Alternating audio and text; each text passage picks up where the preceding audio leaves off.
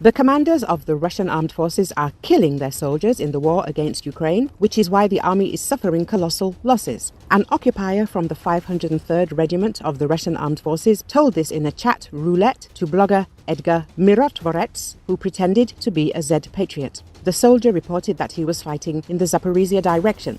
"They are simply transferring us to meet. It is useless," they told the guys this way.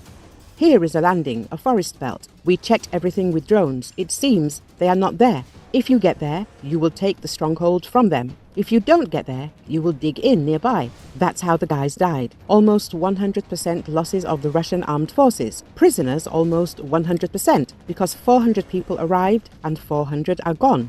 It's all stupid. If there is a landing, 12 people come in, they are unwound. The next ones, and they are unwound. The next ones, the next ones, the next ones, the occupier said. He also complained about the lack of heavy armored vehicles. The Russian armed forces have to fight in civilian vehicles. Our battalion commander told the general that we have a heavy battalion. But the only heavy equipment we have is loaves. No other equipment at all. Only loaves and gazelles. That's all. That's how we fight. The Russian military man said. He claims that commanders force soldiers to repair equipment at their own expense, threatening to zero out them in assaults if they refuse. Recall recently the commanders of the Russian armed forces decided to take the Ukrainians by surprise in the Kursk region and launched an offensive along the Psel River. As a result, the assault was completely defeated. Russian Z-Resource Northern Channel, which is connected with the Russian army, openly reported about this. According to the channel, the Russian armed forces attempted to carry out an assault in the area of the village of Guevo, which is south of the Ukrainian bridgehead and the city of Sudzha. Let us note that today the Russian dictator Vladimir Putin bragged to his propagandists about non-existent successes in the Kursk region. He claimed that Russian forces allegedly broke through the border and entered the Sumy region. It quickly became clear that he was talking about a failed breakthrough of the Russian sabotage and reconnaissance group, which was completely zeroed out. The Z channels are already spreading betrayal that the commanders are misleading the dictator about the real state of affairs at the front.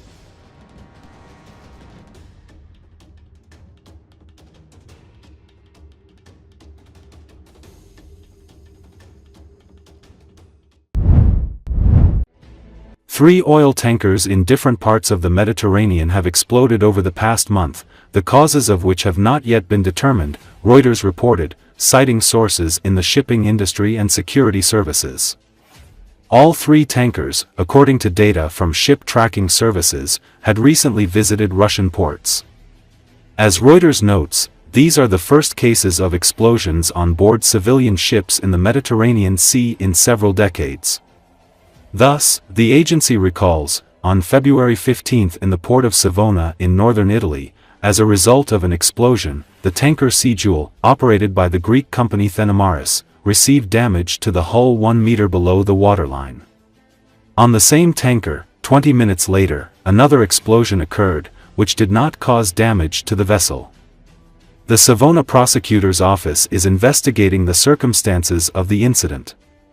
The tanker Sea Charm, also operated by Thenamaris, was damaged by an explosion in the Turkish port of Ceyhan in late January, two sources told Reuters.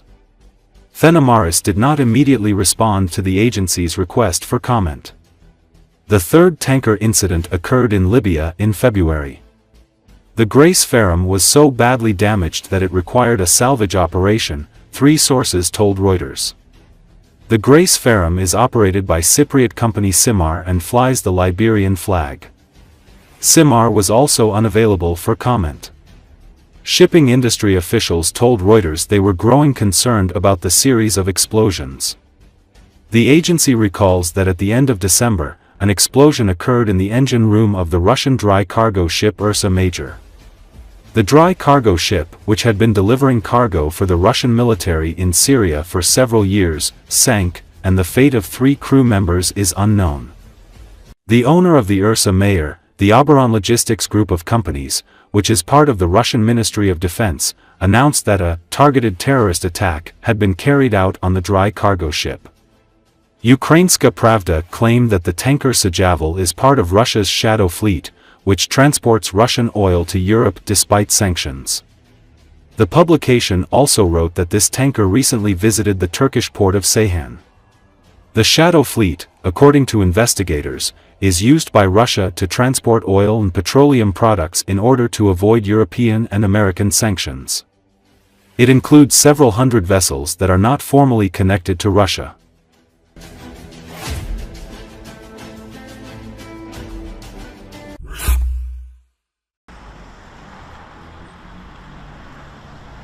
People on the streets of Kiev on Tuesday were critical of a meeting between top diplomats from Russia and the US, which did not include Ukraine. According to Associated Press, the talks in Saudi Arabia, aimed at improving ties and negotiating an end to the war in Ukraine, represented a rapid and major change in American foreign policy under President Donald Trump. No Ukrainian officials were present at the meeting, which comes as the beleaguered country is slowly but steadily losing ground against more numerous Russian troops in a grinding war that began nearly 3 years ago. President Volodymyr Zelenski said his country won't accept any outcome from this week's talks if Kyiv doesn't take part. European allies have also expressed concerns they are being sidelined. Beyond Ukraine, the meeting, attended by U.S. Secretary of State Marco Rubio, Russian Foreign Minister Sergei Lavrov and other senior officials, had been expected to focus on thawing relations between the two countries, whose ties have fallen to their lowest level in decades. It was meant to pave the way for a meeting between Trump and Russian President Vladimir Putin. The recent U.S. diplomatic blitz on the war has sent Ukraine and key allies scrambling to ensure a seat at the table, amid concerns that Washington and Moscow could press ahead with a deal that won't be favorable to them. Kyiv's absence at Tuesday's talks has rankled many Ukrainians. A U.S. State Department spokesperson said the meeting was aimed at determining how serious Russia is about wanting peace, and any actual peace negotiations will include Ukraine. Kyiv's participation in such talks was a bedrock of U.S. policy under Trump's predecessor, Joe Biden, whose administration also led international efforts to isolate Russia over the war.